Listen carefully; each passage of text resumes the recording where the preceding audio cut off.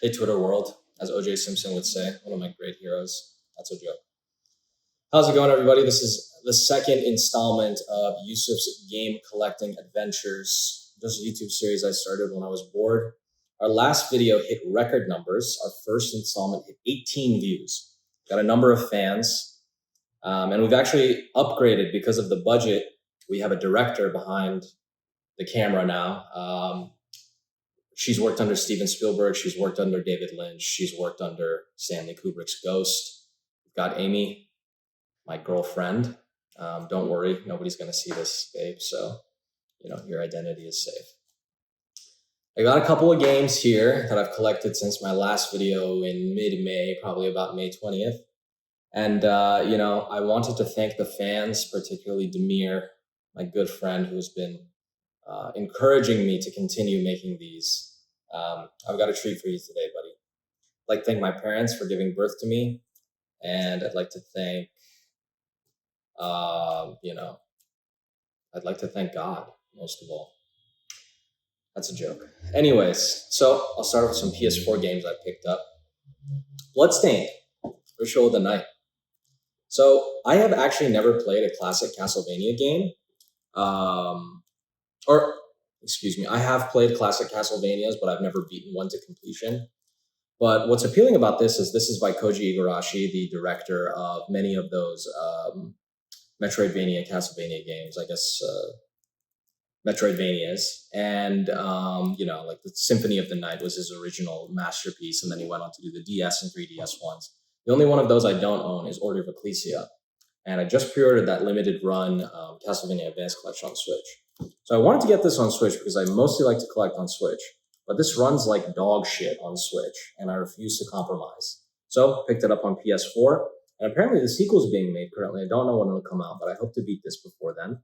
And yeah, shout out to Koji Igarashi. They really did good on the art style for an indie development backed by Kickstarter, I gotta say. It could have been a lot more. It could have been a lot worse. So shout out to them. So that's that. Then I bought this right as it was put on PlayStation Plus, which I guess doesn't really matter because I like to have physical. But like the day after I bought it, they announced it as a PlayStation Plus game for, like April or whatever. And that's Dreams. So I used to play Little Big Planet back in the day. And Media Molecule, they don't have the juice. They're not cooking. Like Little Big Planet was really not that great. Physics-based platformer, like I don't think you should make your platformers physics-based, and they basically proved that with Little Big Planet. They proved it 3 times actually by making multiple Little Big Planet games, all of which were pretty bad platformers and really good creation engines. Dreams is taking the creation engine aspect of Little Big Planet and forgetting the platform. You can make any game and anything that you want in this. You could recreate the Eiffel Tower in this. You could make your own Mario game. It's sort of ridiculous. I haven't played it, but some of the things that I've seen done in here are insane. It's basically like Minecraft where somebody makes like a working TI-84 calculator. It's absurd. So I will never, ever, as you can tell by the quality of this video, I will never, ever put in the effort required to do something that interesting. But I'd love to go on there and see what interesting things people are doing. Next, PS5 stuff. The Ascent.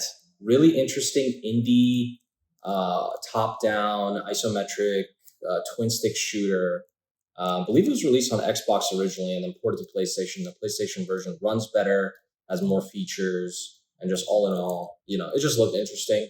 Not generally my aesthetic. This is like a post-apocalyptic, gritty, Blade Runner-inspired type thing. A little violent, but, it looked good, and it was highly recommended by Digital Foundry, who said that the technical aspect of this game was very impressive. So we'll check it out at some point. Next game, however, is probably one of the ones I'm most excited to play. And one I think that Amy would really like is the Pathless over here. Now this I got off of I Am 8-Bit. It's on sale for like $20, but they were re-releasing, or I guess a reprinted Disco Elysium on PS5, which, if you know anything about the game, is like the highest rated game of the decade. I have not played it, though I now have it on PS5 and PC. The PS5 version has been shipped to my other place. You know, I'm a multimillionaire with multiple homes. But the pathless, yeah. So functionally, it is you sort of an endless runner in a way, I think. But you're just dashing and hitting different points in this open world as this sort of ninja-esque character who can jump really high, fly, you know, shoot arrows. I just think really my bread and butter is anything with really dope and expansive movement options. That is like really all I'm looking for in a game is interesting movement capabilities. I'd love to read an article that somebody wrote about how video games sort of allow people with disabilities to, I'm trying to think of the right word here, allow people with disabilities to overcome in a way their disability by giving them an expansive like toolkit to do anything. I should probably cut this part out, but we as humans have limitations, but you can do anything in a video game. It's very interesting. You can run and jump like Samus, but can't do that in real life. There's no spin attack in real life. So the Pathless, definitely check that one out. That's my highest recommendation, I think, so far. Next, I also have this on Switch. I'm not sure if I put it in the last video or not, but Final Fantasy VII Reunion Crisis Core remake of the PSP game, which I also own. You know, it's Final Fantasy VII. They're milking it for all they can. But you got Cloud, you got Sephiroth, you got Zack. You got all the pretty boys here. So if you're into Final Fantasy VII, I think this is the way to go. You have to have every Final Fantasy VII game. So I am, and I got this. Here's the big daddy. Ooh. Ooh. Ooh, yeah. I am currently playing this. Final Fantasy 16, PS5 exclusive. This shit rocks. This is everything that you could want from a character action game. Now, if you're a Final Fantasy turn-based stan, this is not for you. This is for a general audience of people who do not give a fuck about sitting there for 30 minutes waiting to cast a spell. Now, don't get me wrong. I'm the biggest Chrono Trigger fan in the world. I love Final Fantasy VI. I love Final Fantasy VII.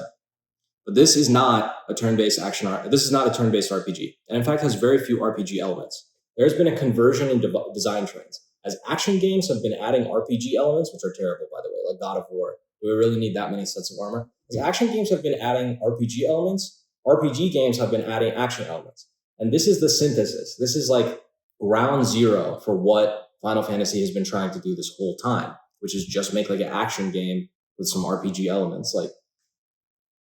You know, you cast a Phoenix down or a potion, but other than that, you're mostly just, you know, chaining together combos. And the battle director of Devil May Cry 5, which I know I have, and I have not played any Devil May Cry games, but people loved and thought was a return to form, was the director of combat as well in Final Fantasy 16. Now, what I've played has been really good, and I'm loving the story. Basically, you play as Clive, and you believe that you killed your brother. Not a spoiler because it happens at the very beginning of the game. But things are a little more complicated than that. And of course, the best part of this game is the icon battles. Basically, some people in the game world can turn into these giant mythical creatures like Shiva, Bahamut, you know, the Phoenix, and it's insane. Like, if you have a PlayStation 5 and you don't own this, I don't know what the fuck you're doing. Yeah, it's sick. And it comes with a cool map, you know. Actually, a good collector's edition. It doesn't come with a bunch of useless trinkets that you will never fucking use. So shout out to them for that. All right. My director's looking at me. Xbox games. Here's the most interesting game of the bunch. So I got a lot to get a game that's going to be coming up in here. And it came with some like miscellaneous Xbox games. Here is Dance Dance Revolution Ultra Mix 2. Now, the game itself is probably not that interesting. It's Dance Dance Revolution. But here's what is interesting. So I was like, what are the actually good Dance Dance Revolution games? And I go on YouTube, and I see this account with a Brian Griffin from Family Guy avatar, as well as a video about the top Dance Dance Revolution games clearly made in Windows Movie Maker, with that Windows Movie Maker font, that slideshow effect. And I'm like, wow, this is classic YouTube. This is like the stuff that was being uploaded in 2005. No, it was made 2 years ago. So that person is carrying on the legacy of low effort YouTube videos, just as I am, and I want to shout out to them. I'll put a link in the description. They put this as the #2 best Dance Dance Revolution game of all time. So actually, I'm glad, and I would actually like to try it. Shout out to you, Brian Griffin. Rest in peace. That's a Family Guy joke, you guys know. Mass Effect. Not much to say. This also came in a lot. I don't even know if you can play this backwards compatible on a Series X, but my roommate just picked up a Series X, and I've been playing all the Xbox games in my last video, like Ninja Gaiden Sigma and Panzer Dragoon Orta. Shout out to my boy Thomas, who just visited me and was playing Blinks the Time Sweeper. Yeah, that early era of Xbox where they were really experimenting with Japanese games and like really doing things differently before it just became brown shooters. A lot of interesting stuff there. Not always successful experiments, but Mass Effect, you can just play the Legendary Edition with way more upgrades. Like, you probably don't want to play this, but it's good to have. And Mass Effect 2 is better. Another failed Xbox experiment, Perfect Dark Zero, also came in a lot. I was never really a fan of Rare. I think Rare has really bad designs. Not gameplay-wise, but I think Rare's visual language is stuck in a bunch of adults making stuff inspired by children's cartoons with no elegance and no update. It's just kind of ugly stuff. Banjo-Kazooie is ugly. Conker's Bad Fur Day is ugly. Like, if you look at that, Donkey Kong is great. They did a good job there. But if you look at the enemies and you remove them from that context, did you ever really look at those? Like, man, that's a good design. It's quite simple, garish, and crude. But people seem to love them. So this was supposedly terrible. This bombed back in the day. I remember people being hyped for this, and I was like, oh, wow, this sucks shit. So I'll give it a try. I was excited for this. This also came in a lot. And because I remember in maybe 8th or 9th grade, I had a friend, Matthew, in my Spanish class, who was a cool kid. And I wanted to impress him and play video games with him because Call of Duty Black Ops was coming out. And that was never really my type of game. I was not a shooter person. So I begged my mom for like 2 weeks to buy me Call of Duty Black Ops behind my dad's back because he didn't like violent video games and he thought they would, it's military and industrial complex propaganda. And he was right. But she bought it for me behind his back, full price. I played it a couple times with my friend Matthew, and then I dropped it. I didn't even really enjoy it. But it's in the Xbox. This actually came with Modern Warfare 2 on the 360. So, I was giving that a try, and it was actually really enjoyable. I don't know what happened in Call of Duty, but it's not that great anymore. Finally, the reason I bought the lot, Enchanted Arms, Xbox 360 RPG era when they were still experimenting. FromSoft, the creators of Dark Souls, which is now like the biggest hit in the world, did this back in the day, published by Ubisoft. Very interesting.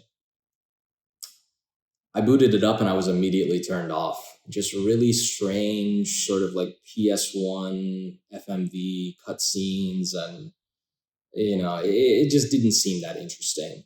But this was recently delisted off of the Xbox store. So unless you have a physical copy, you will no longer be able to play this. And that's sad. Death to the corporations. Gears of War 2. Picked this up at Half Price Books for a couple of bucks with my boy Demir. Shout out to you. I know he's watching. I am hoping that this video gets 30 views, and then we're only going up from there. I was playing the first Gears of War, just testing it out, and I was having a good time. I thought the controls and like sort of design were really innovative. Apparently this does everything the first one does, but significantly better. I'll try it out. Now we're in the, I also picked these up with my boy Demir on a little gaming crawl. Yeah, one of the best games ever, man. This is just goated stuff. Red Dead Redemption. If you ever wanted to be a cowboy, this is the way to go. This is like a perfect simulation of what it's like to be a cowboy, I imagine, except the eating beans and hating yourself stuff. But, as soon as I'm ready to play it, they announce a port. People have been complaining. I'm not entirely sure if it's going to have any upgrades, but a port to Nintendo Switch and PS4/PS5. So not Xbox. You can just play this on your Xbox. But I think I'm just going to pick up the Switch version so me and my director can play it together. I think she'll really enjoy it. So yeah, you don't need me to tell you how good this is. This is This is up there. I don't really like Grand Theft Auto. This is up there. Another all-timer, Oblivion, Complete Edition. You got Knights of the Nine. You got Shivering Isles. The level of simulation that this brought back in the day was unparalleled. I do not enjoy Skyrim more than this. I think Skyrim is a sort of dumbed down version of this, and I also prefer the visuals of Oblivion. I like the excessive bloom. I like the stiff faces. It's sort of charming now in a way that Skyrim's is not. Just like hearing Halt Criminal Scum or hearing not Patrick Swayze, Patrick Stewart saying, "You're the one from my dreams." By gods, Akatosh. It's classic stuff. You really can't beat that. So, shout out to Oblivion, man. One of the greatest. All right, we're almost done here. I love going long, but we've got a hella Switch games. I'm just gonna do a quick run through. I bought like all of these for $20 or under. There was some ridiculous sales going on Memorial Day, and I just went in. Moonlighter. This has everything that I don't like, and yet I think I will enjoy it. It is a roguelike, crafting, farming sim elements, a Zelda type adventure, and it combines all those things. But I've heard good things, and I think I may enjoy it. Wonder Boy, Asha, and Monster World. I don't like the Wonder Boy games. I think the early Sega Genesis and early Sega games are deeply uncharming and ugly. But this does have a really nice reversible cover, and I will give it a try. But,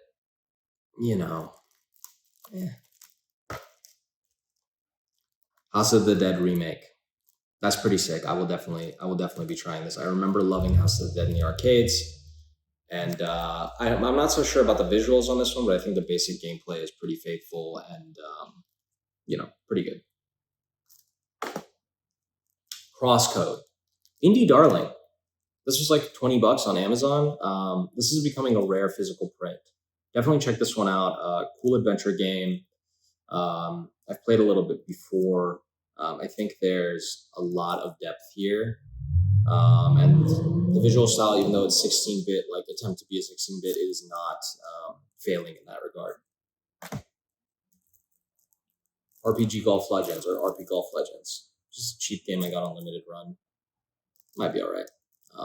I like anything that mixes sports with like RPG elements. I feel like back in the day, Sega and Nintendo, Sega and Sony consoles, most sports games had like an RPG type progression adventure mode, which has been lost now in modern times in an attempt to just court the exclusive multiplayer microtransaction stuff. So that'd be interesting.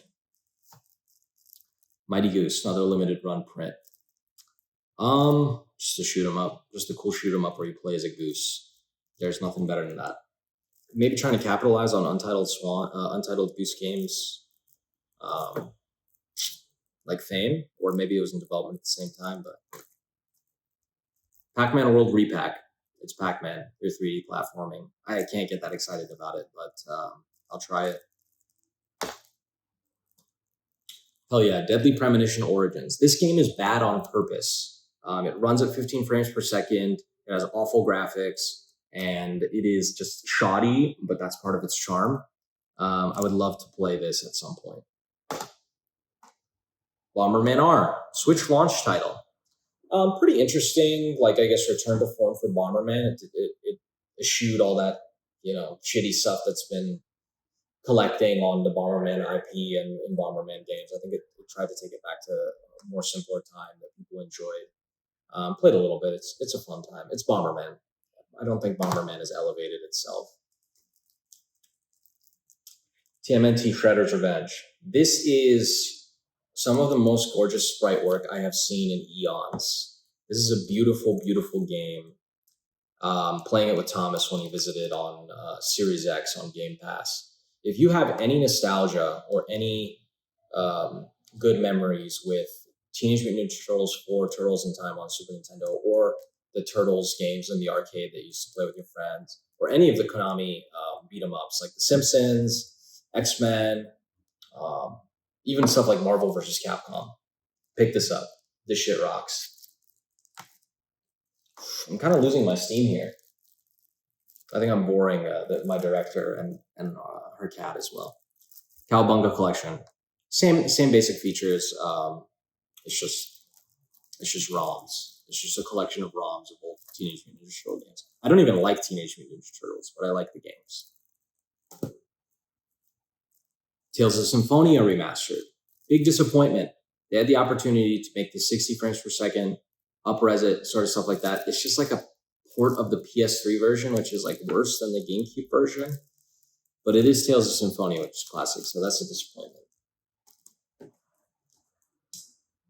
Neo, The World Ends With You. This was a flop, but I do like The World Ends With You. I played this on the demo on Switch, and boy, did it run bad, and boy, was it boring, but I'll give it a shot. Almost done. Ace Attorney Chronicles. As a lawyer, I should probably try Ace Attorney, but I haven't. I don't own any of the DS originals, but you'll see later in this video, I picked up some Ace Attorney related stuff, but this is the only Switch North American Ace Attorney game that's been released, and it takes place in feudal Japan. And you don't play as Phoenix Wright.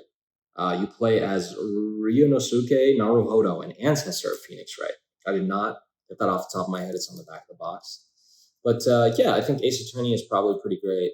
I love Capcom, my favorite developer, so I'll definitely give this a try. Speaking of, Ace Attorney Collection Play Asia Import. This is a collection of the first 3 Ace Attorney games, I believe, or maybe more. And yeah, it's Ace Attorney, so I'll have to give it a try. This has finally been re-released. Shout out to Capcom still.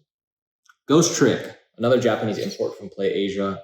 And I own this on the DS, but I've only played a little bit, and I really enjoyed it. If you like a really difficult, really well-designed puzzle game, this is for you. Basically, you control a spirit that can go into inanimate objects, and you can move those objects or make them interact with people and the environment to do interesting things. And you're trying to solve the mystery of your murder with this woman that you can communicate with.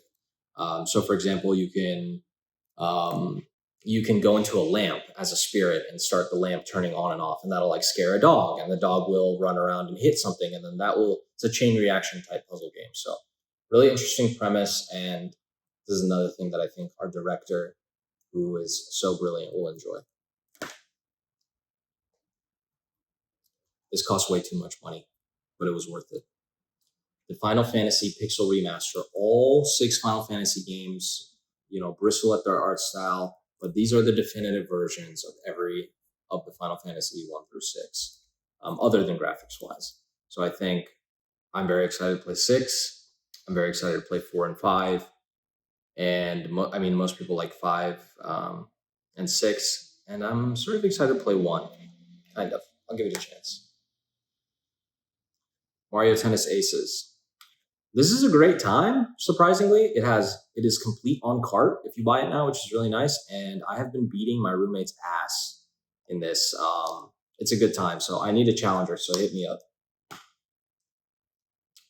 Bayonetta Origins, Cereza and the Lost Demon. This, if you're a Bayonetta fan, is nothing like Bayonetta 1, 2, or 3. It is sort of like a puzzle platformer with a little bit of action, with a storybook art style. I have not played any of the Bayonetta games, but I would like to give them a try and then try this out. Fire Emblem Engage. Shout out to Patrick Stewart again. I've never seen Star Trek. It's Fire Emblem. Everybody hated this main character design where half of his hair is red and half of their hair is blue. They look like a Tide Pod, I guess. I really don't think it's that big of a deal. I don't think it's even that bad.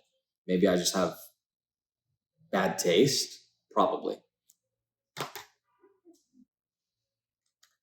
Speaking of bad taste, Yoshi's Crafted World. This game is for babies. That's why I bought it. Kirby and Yoshi are bad, but they are Nintendo games and they can be fun in certain situations. But there is absolutely no challenge and there's no design which requires you to think for more than 10 seconds of what to do next. Yoshi, I think, is a little bit better than Kirby, because you have like Yoshi's Island or Super Mario World 2 Yoshi's Island. That's a classic and has some difficulty, but I think as they ramped up, they're like, kids love Yoshi, let's make them for babies. I have not played this. Excuse me. So I can't attest to how difficult or not difficult it is, but it's probably piss easy. So next, this is not part of my collection, but I got this for our director's birthday. Kirby and the Forgotten Land, the first good Kirby game. We are in the process of finishing It Takes Two, and after we finish that, I think we will go into playing some Kirby and the Forgotten Land. Really charming, really interesting design. I'll tell you more about it when we play. Will we play that? Yes. She said yes. I've been waiting 10 years for this. Pikmin 4.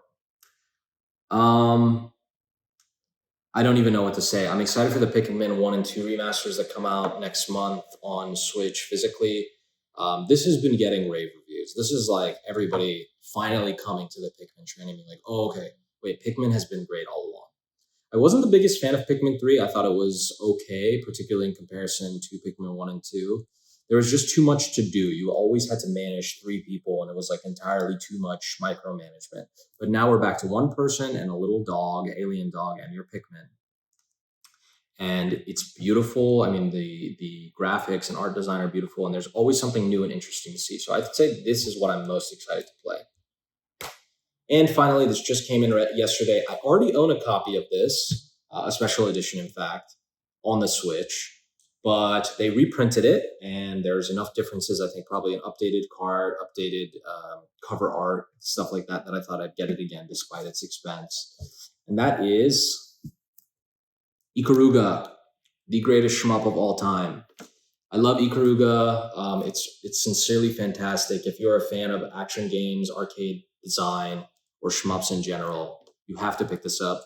I will be keeping this sealed because I already own it. I'd like to own it on GameCube and maybe a Japanese Dreamcast version. That's just how good this game is. But shout out to Nicholas, Cave Story, Binding of Isaac, and Ikaruga. I mean, that's a stacked cast right there. So yeah, give this a chance. Also on this digitally on PS4. So I think I'll try it. Keep trying it or keep playing it there. But the Switch version is sort of the best because you can tilt your Switch vertically and have that sort of old arcade design where the screen was vertical in the arcade machines for this game. So I think you need a flip grip too. And I have a Switch OLED, and I haven't found a flip grip for Switch OLED, but yeah, goated. Anyways, hopefully that video wasn't too long. Thank you. A couple notes on Tears of the Kingdom, which I was super excited for in my last video. I am not really enjoying it as much as I thought it would.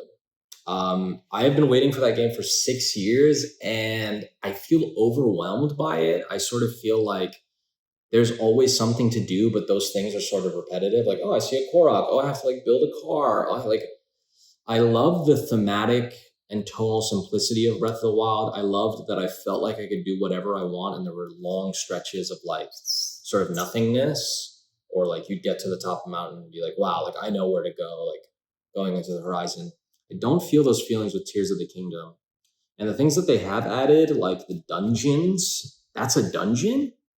That's what you're selling to me as a dungeon after 30 years of me seeing the dungeons that you've been bringing to the table? Nah, that ain't it. So I'm still playing. I'm 45 hours in and still only having just gotten to the second dungeon in the Gorons. You can go in any order you want, but something about it is irking me, and I'm not enjoying it as much as I thought I would. My main problem with it is the traversal options I feel very limited. Horses are basically useless. Rivali's Gale is gone, so you have a Rivali's Gale that goes horizontally rather than vertically, which can be nice, but I prefer to go up rather than side to side. And they've nerfed climbing. They've nerfed your stamina. It feels like they in response to all the fun and expansiveness everybody had, they were like, no. You will not be having fun. You will not be exploiting us. And nerfed everything. It's impossible to climb in the rain now, whereas before it was just difficult. So they're putting their noses up at us, telling us to fuck off, trying to have fun, and forcing us to play Minecraft and Zelda. Everything is Minecraft now. Everything is about crafting. Everything is about, being a 12-year-old with, ADHD who has to put wheels on, everything and play. So Shout out to that. We're doomed. Anyways, take care, and I'll see you in the next installment.